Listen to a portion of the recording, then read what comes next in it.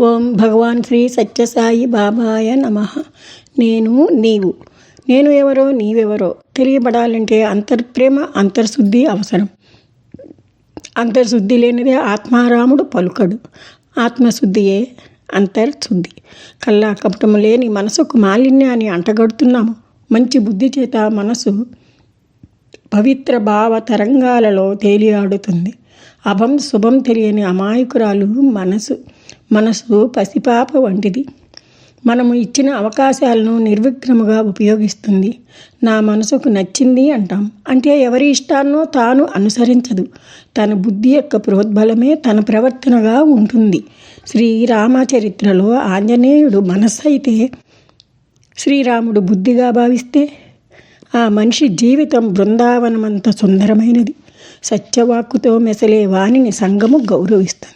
సమాజంలో స్వేచ్ఛగా తిరిగే శక్తిని అట్టి మనస్థితి ఇస్తుంది. కన్నులు మూసి పిల్లి పాలు త్రాగుతుంది. తనను ఎవరూ గమనించటే లేదు అన్న అమాయకత్వంతో తన బెత్తిడు పొట్టను నింపుకొని వెళ్తుంది.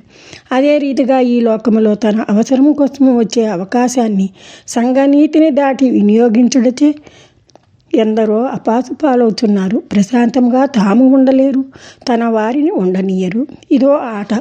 భగవంతుడు తన ఆనందం నిమిత్తము మానవ జాతిని సృష్టించాడట. స్వామి చెప్పారు. ఒక్క సూర్యుడు ప్రపంచానికి ఏ రీతిగా ఉపకారం చేస్తున్నాడో కదా. లక్షలాది మంది సూర్య నమస్కారాలు చేస్తూ సూర్యుడిని ఆరాధిస్తారు. అట్టి వారి పుణ్యమా అని ప్రజలు సురక్షితముగా ఉంటున్నారు. నేను అనేది భగవంతుని నామమట. అంటే పరమాత్మ మనతోనే ఉన్నాడు. లోపల ఎవరండి అంటామట. ఇంటి బయట నుండి ఎవరింటికైనా పోస్ట్మెన్ కానీ ఎవరైనా వచ్చారనుకోండి, అప్పుడు ఎవరండి లోపల అని ప్రశ్నిస్తే సమాధానము నేను వస్తున్నా అంటామట. స్వామి చెప్పారు. నేను అనేది భగవంతుడు అందరితో ఉన్నవాడని తెలియబడుతుందిలా. లోపల పరమాత్మ ఉన్నదానికి ఇదో నిదర్శనం.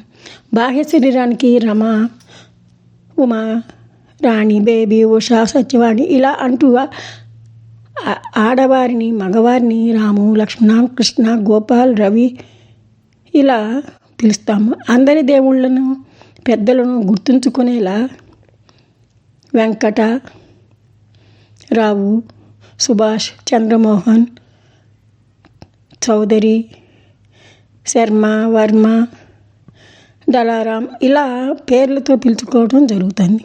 ప్రతి మనిషి ఇంకొక మనిషిలా అచ్చంగా ప్రవర్తించడం అన్నది ఉండదు. ఇలాంటి సృష్టి చేతనే దైవానికి అంతటి విలువ.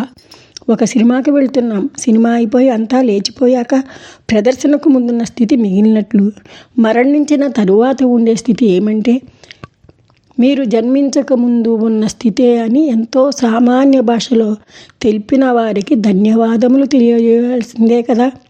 మరణ భయం ఉన్నవారికి నవ్వుతూ మరణాన్ని సమ్మతించగలరు. అందుకు చెప్పాను.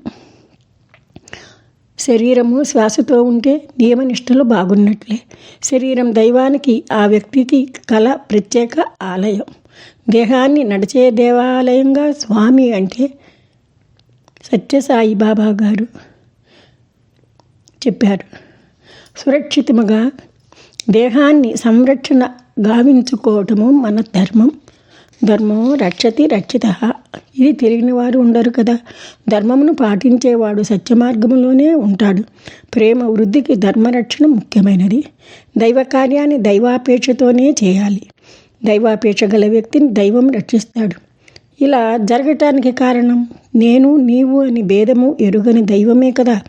మన శరీరంలోని ప్రతి అంగము మనకు రక్షకునిలా వ్యవహరిస్తుంది. భగవంతుడు సృష్టించిన ఈ దేహాంగాలు ఇంత మేలు చేస్తుంటే భగవంతుని సృష్టిని భగవంతుడు సంరక్షకునిలా సంరక్షిస్తూనే ఉన్నాడు. నిరంతరం శ్రమ దైవానిది. అందుకు కృతజ్ఞతలు తెలుపుదాం.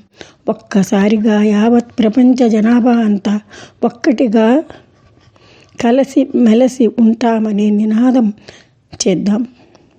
జై సాయిరామ్. జై జై రామ్. జై ప్రేమ సాయిరామ్.